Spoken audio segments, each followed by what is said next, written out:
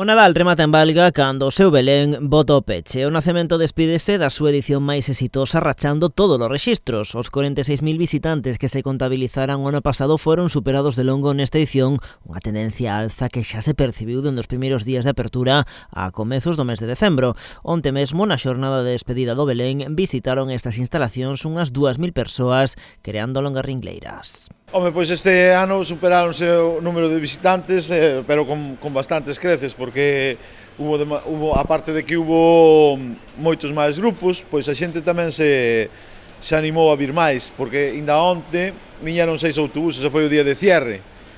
Normalmente a última semana despois de Reis, pois xa se perde un pouco o niño espírito navideño, entonces xa é moito máis difícil que xuntar moita máis xente, pero bueno, onte esta semana ainda hubo colas, para poder entrar. Na organización celebran a boa acollida que ano tras ano recibe este particular nacemento, salientan que o importante non é canta xente se achega ata aquí, senón que a que veña marche satisfeita, un obxectivo que polo que nos contan está máis que logrado. Home, eu penso que a xente normalmente toda marcha bastante satisfeita, ao revés, ainda chegan aquí e pensan que non se imaginan o que hai aquí. Chegan aquí e cando marchan sorprendidísimos, porque non é o mesmo verlo na televisión así a cachos que chegar aquí e verlo todo completo. Un dos grandes atractivos do Belén de Valga é o seu repaso anual á actualidade con escenas de algúns dos feitos máis destacados dos últimos meses, como aí o ven a exhumación de Franco. Sí, a xente tamén ven con esa intriga, a ver, porque sabe que sempre todos os anos poñemos o da actualidade, bueno, entonces a xente tamén chama para vir, non? No Belén declarado de interese turístico de Galicia hai máis de 4.000 figuras fixas e unhas 300 en movemento. Ademais de representar estampas da actualidade,